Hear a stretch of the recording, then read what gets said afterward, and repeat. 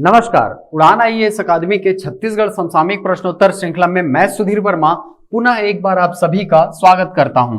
इस प्रश्नोत्तर श्रृंखला में हमने प्रयास किया है हाल फिलहाल में चर्चित उन सभी घटनाक्रमों को आप तक प्रश्नोत्तर के माध्यम से पहुंचाने का जो आपके एग्जाम के पॉइंट ऑफ व्यू से अत्यंत महत्वपूर्ण है। चलिए तो आज की प्रश्नोत्तर श्रृंखला में हमारा पहला प्रश्न है, झीरम शहीद मेमोरियल भवन कहां प्रस्तावित है?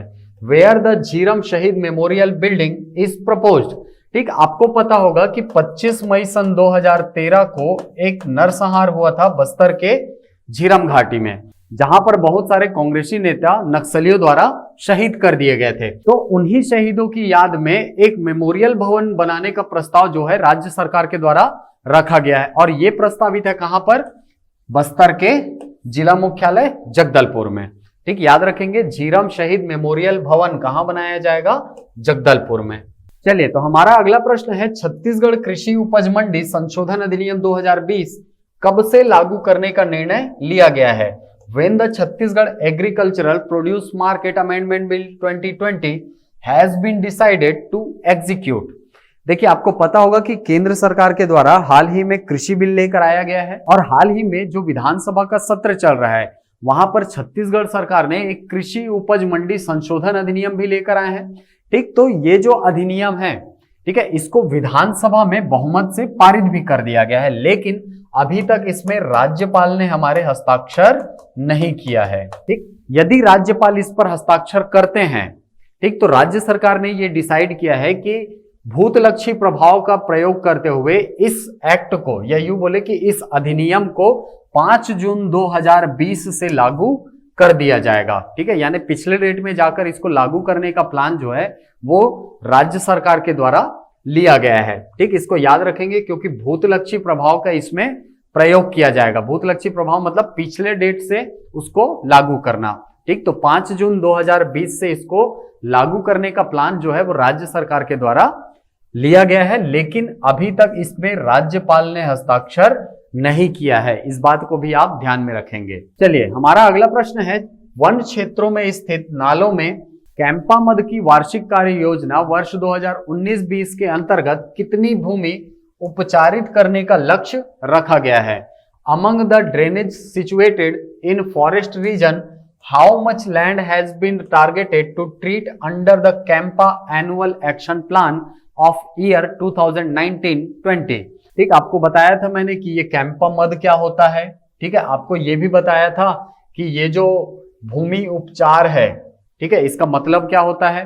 ठीक, देखिए कैंपा मद जो होता है वो केंद्र सरकार के द्वारा निर्वनीकरण के बदले दिया गया एक कोष होता है जिसका प्रयोग 2016 के बाद से राज्य सरकार विकासात्मक कार्यों में कर सकता है।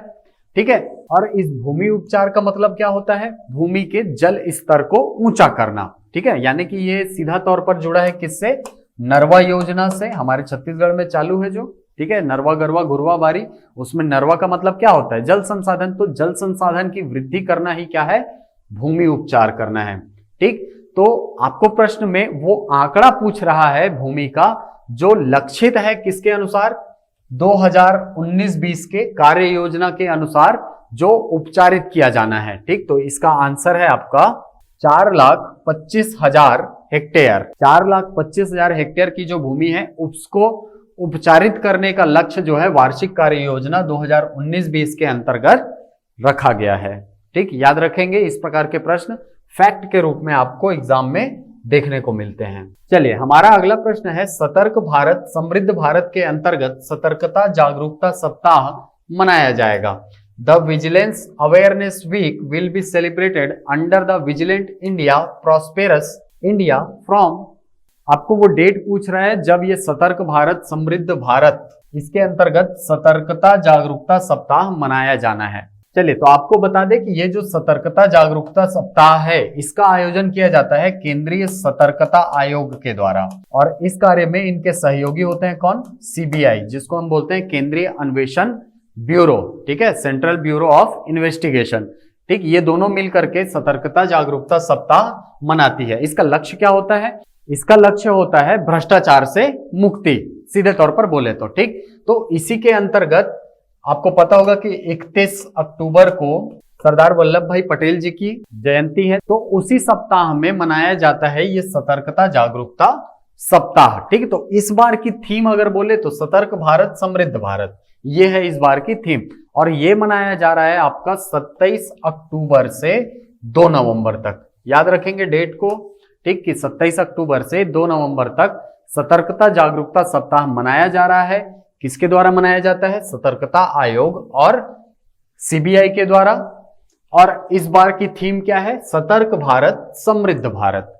चलिए, हमारा अगला प्रश्न है, भ्रष्टाचार विरोध पर राष्ट्रीय सम्मेलन का आयोजन किया जा रहा है। The national conference on vigilance and anti corruption is being organised by. आपको उस संस्थान का नाम पूछ रहा है जो इस राष्ट्रीय सम्मेलन का आयोजन करेगी। किसके अंतर्गत? मैंने आपको पिछली स्लाइड में ही बताया था। क्या बताया था? कि सतर्कता जागरूकता सप्ताह मनाया जाएगा। ठीक है, तो उसी से संबंधित ये प्रश्न है कि कौन सी संस्था जो है वो राष्ट्रीय सम्मेलन का आयोजन करती है।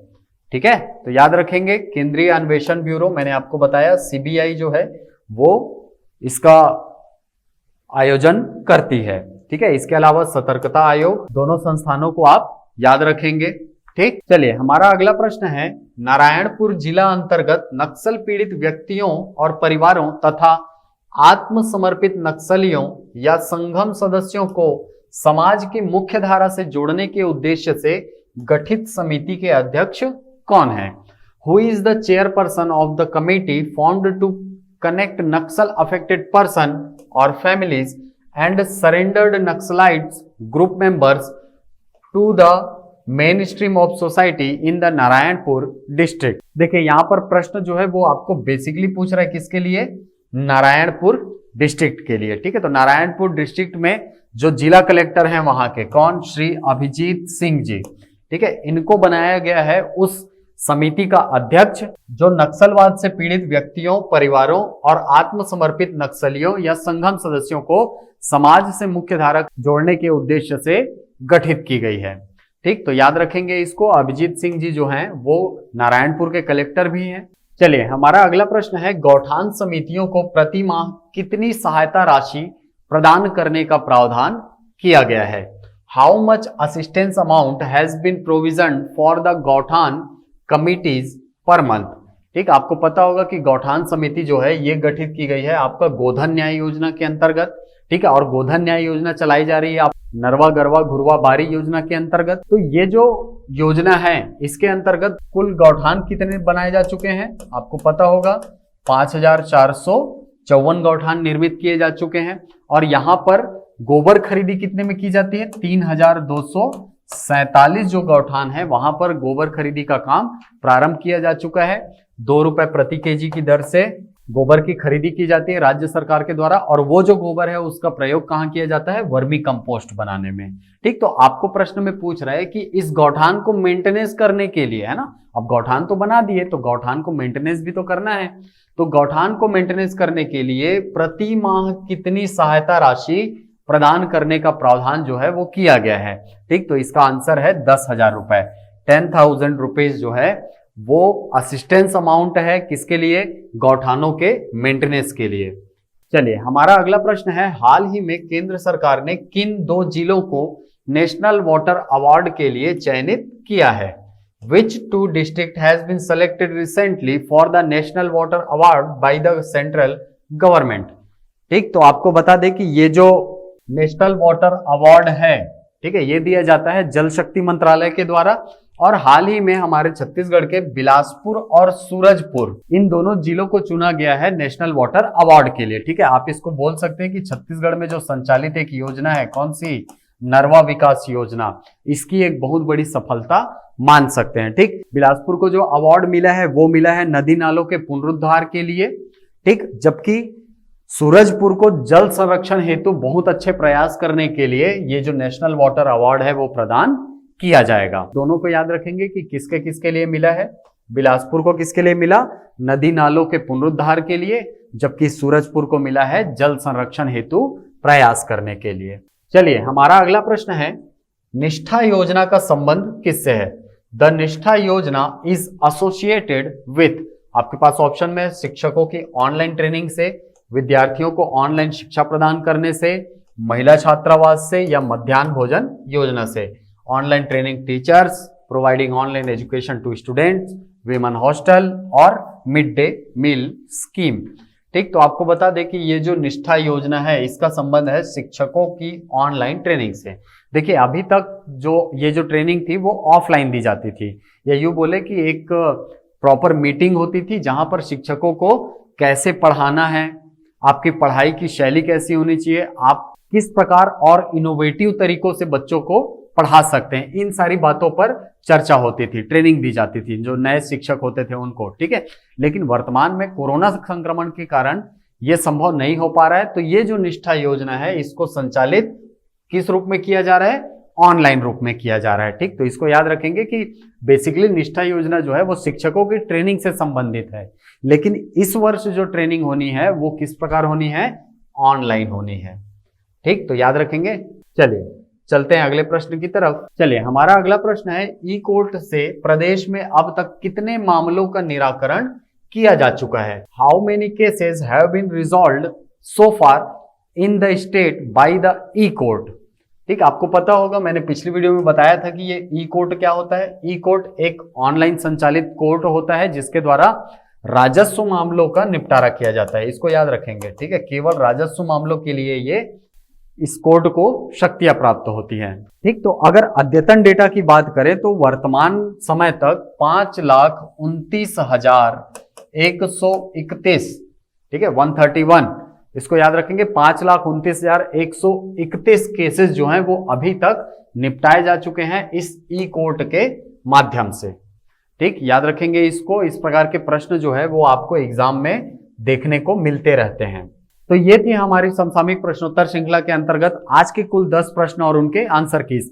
आशा करता हूं ये वीडियो आपको पसंद आया होगा। यदि वीडियो पसंद आए तो इसे लाइक करें, शेयर करें, YouTube पर कमेंट करें और ऐसी ही वीडियोस प्राप्त करने के लिए हमारे YouTube चैनल को सब्सक्राइब करना ना भूलें। मिलते हैं अगली कक्षा में कुछ नई जानकारियों के साथ, कुछ नए प्रश्नों के साथ। तब तक के लिए थैंक यू।